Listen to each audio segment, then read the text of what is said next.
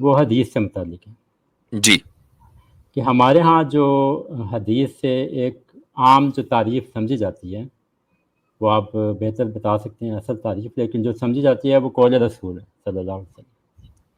تو یہ بھی کہا جاتا ہے کہ جو دوسروں کا فعل ہے یا جس پہ انہوں نے خاموشی اختیار کی وہ بھی اس میں شامل ہوتی ہے، لیکن قول رسول زیادہ اوتھینٹک ڈیفینیشن مانی جاتی ہے.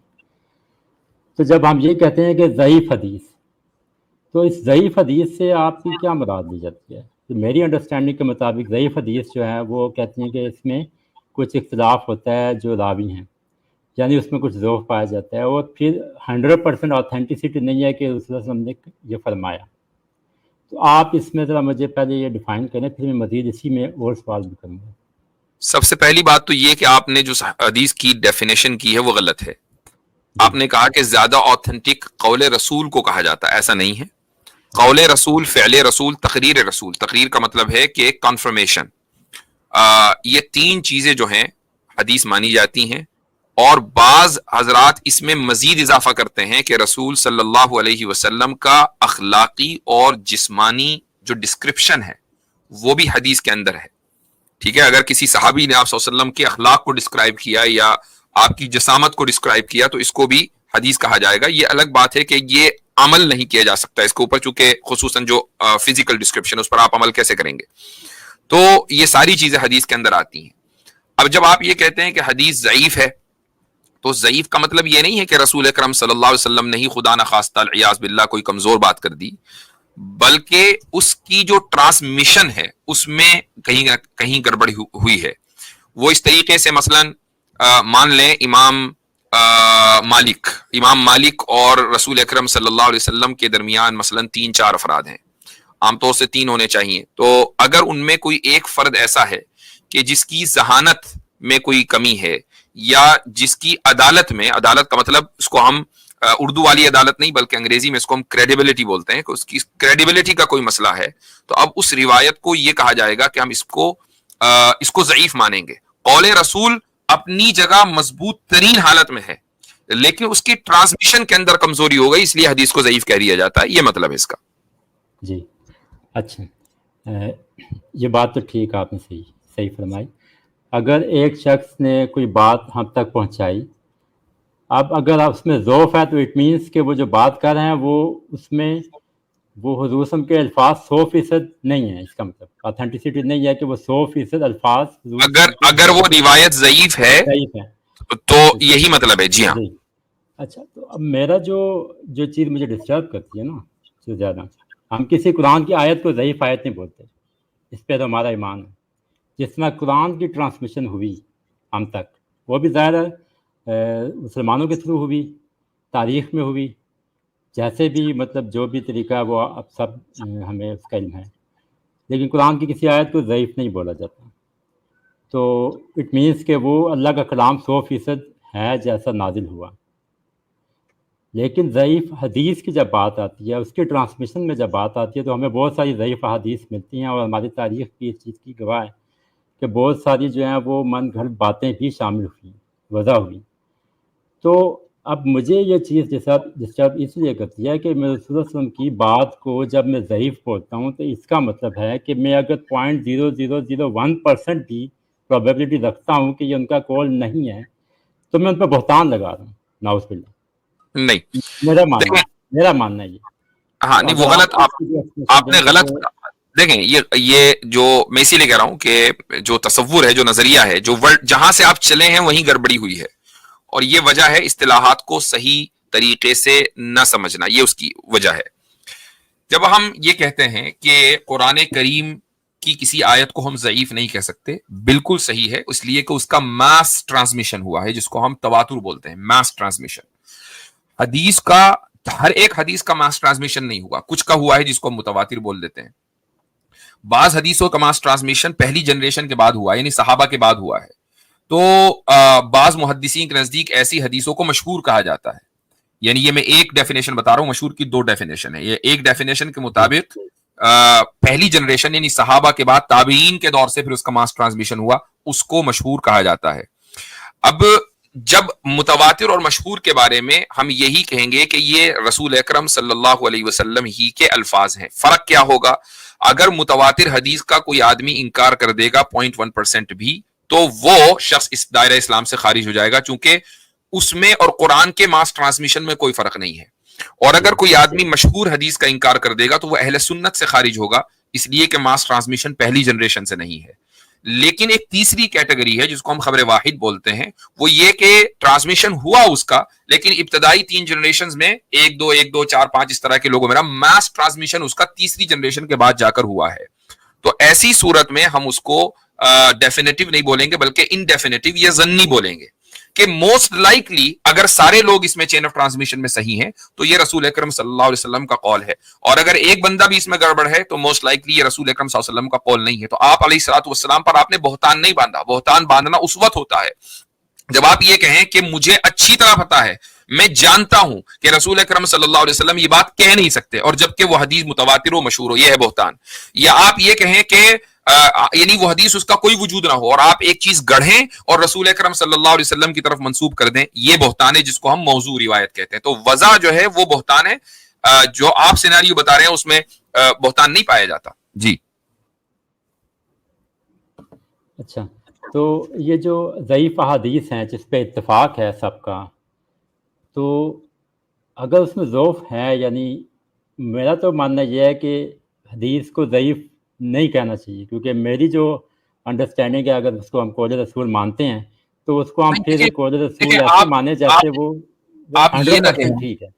دیکھیں, آپ یہ نہ کہیں میرا ماننا یہ ہے. اس کی وجہ یہ ہے کہ کسی بھی چیز کو ماننے یا اپنی رائے دینے کے لیے جو اس کی بنیادی اصول ہیں ان سے واقفیت ہونا بہت ضروری ہے.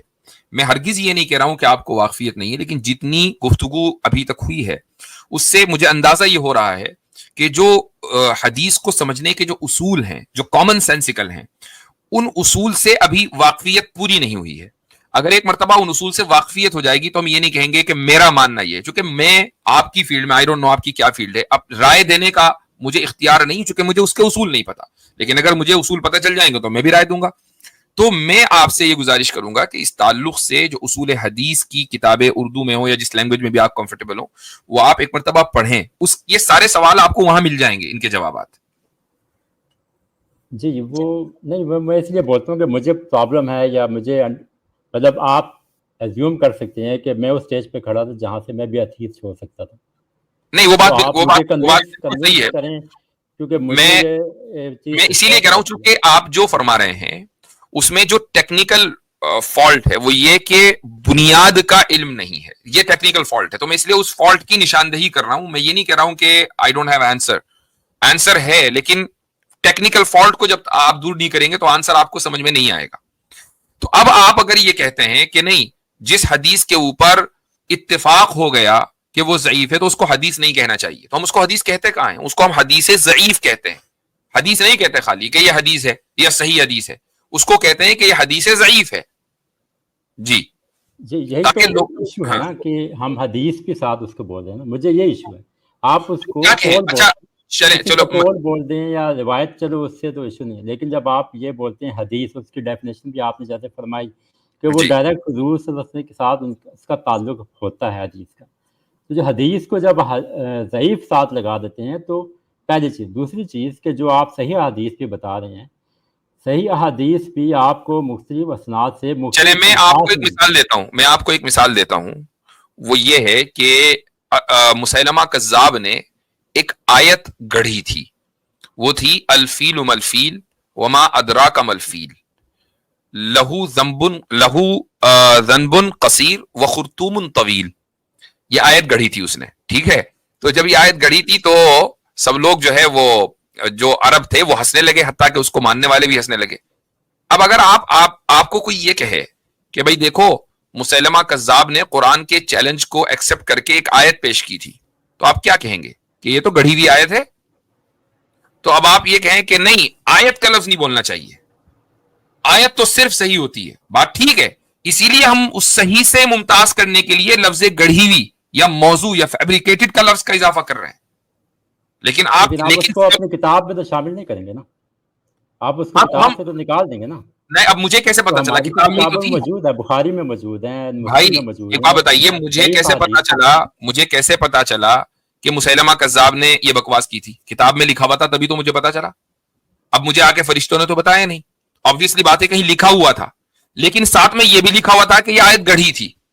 ایسے ہی حدیثوں کا ہے کہ حدیثوں میں جہاں ویکنس ہوتی ہے وہاں یہ لکھ دیا جاتا ہے کہ مثلا میں آپ کو مثال دے دیتا ہوں، ابن عدی کی الکامل فی الضعفاء نام کا کیا ہے کتاب کا؟ الکامل فی الضعفاء، the complete book about weak narrators.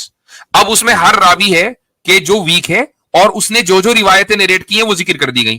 تو جو آدمی الکامل فی الضعفاء ابن عدی کی پڑھے گا سمجھ جائے گا کہ اس میں جو روایتیں ہیں وہ ضعیف ہیں. اسی طریقے سے ایک کتاب ہے کتاب الضعفاء للعقیلی، محدث ہیں عقیلی، ان کی کتاب کا نام ہے کتاب الضعفاء، ہر راوی اس کے اندر ضعیف ہے. عبد الرحمن ابن الجوزی کی کتاب ہے کتاب الموضوعات، اس میں ہر روایت موضوع ہے. تو جب آپ کو پہلے سے پتا، اسی طریقے سے ابو داود، سنن ابی داود کے اندر جیسے ہی امام ابو داود کوئی روایت کرتے ہیں اور نیچے لکھتے ہیں نوٹ قال ابو داود، تو عام طور سے وہ اس کی سند کے اندر جو خرابی ہے اس کی طرف اشارہ کر رہے ہیں اور یہ بتانا چاہ رہے ہیں کہ یہ حدیث یعنی صحیح نہیں ہے، اس سے کم درجے کی ہے، ضعیف ہے. وہ ڈیپینڈ کرتا ہے کہ ان کا کامنٹ کیا ہے. اسی طریقے سے سنن ترمذی میں امام ترمذی رحمہ اللہ ہر روایت کو بیان کرنے کے بعد یہ کہتے ہیں کہ اس کی ایک ہی سند ہے، یہ اس کی ایک سے زائد سند ہے، قد روی من غیر وجہ، کہ اس کو الگ الگ طریقوں سے روایت کیا گیا، یعنی یہ کم سے کم حسن درجے کی تو ہے ہی. اور یہ بھی یہ کہتے ہیں کہ اس کی ایک ہی روایت ہے، سند ہے اور وہ غریب ہے. تو یہ جو کامنٹس محدثین کرتے ہیں یہ بتانے کے لیے کرتے ہیں کہ ان روایتوں کے اندر کوئی نہ کوئی پرابلم ہے. تو جب تک وہ نہیں بتائیں گے تو ہمیں پتہ کیسے چلے گا؟ اس کا مطلب یہ نہیں کہ حدیث کی کتاب میں اگر کوئی بات آ گئی تو ہم اس کو آنکھ بند کر کے قبول کریں گے، بلکہ اس محدث کا مزاج دیکھیں گے اور اس کا کامنٹ دیکھیں گے، تب جا کر ہم اس کو قبول کریں گے. تو اس کا مطلب ہے کہ جو ضعیف حدیث جو ہوگی وہ ہماری حجت نہیں ہوگی، اس کو ہم ریجیکٹ کر سکتے ہیں. بالکل، ضعیف حدیث کے اوپر ہم عمل نہیں کرتے احکام میں خصوصاً. اور فضائل میں مثلا اس کی ایک مثال دے دیتا ہوں کہ آپ کو مثلا کوئی یہ بتائے کہ بھائی اگر مغرب کے بعد آپ اوابین پڑھیں گے تو اس کی یہ فضیلت ہے، یہ ثواب ملے گا وہ ملے گا. تو اس تعلق سے ہم ضعیف حدیث کے اوپر عمل کیا جا سکتا ہے. کیوں؟ اس لیے کہ اوابین پڑھنا، مغرب کے بعد 6 رکعتیں پڑھنا، یہ کوئی ضروری نہیں ہے. آپ کر لیں تو ٹھیک ہے، نہیں کریں تو کوئی مسئلہ نہیں ہے، کریں گے تو ثواب ملے گا، نہیں کریں گے تو گناہ نہیں ملے گا. تو اور وہ بھی پھر حدیث وہ ہونی چاہیے کہ جس میں ایکسٹریم ویکنس نہ ہو. مان لو کوئی فیبریکیٹڈ نریشن ہے، ہم اس پر عمل نہیں کریں گے. فضائل میں بھی لائٹ ویکنس ہے تو اس پر کریں گے عمل. پورا ایک اصول ہے، اس کا ایک خاکہ بنا ہوا ہے. جب تک ہم اس سے واقف نہیں ہوں گے تو یہ کنفیوژن جو آپ کے ذہن میں وہ رہے گا. تو آئی وڈ ریکویسٹ کہ آپ وہ اردو میں جو کتابیں لکھی ہوئی آپ وہ پڑھیں تو انشاءاللہ کنفیوژن دور ہو جائے گا. جی ضرور، میں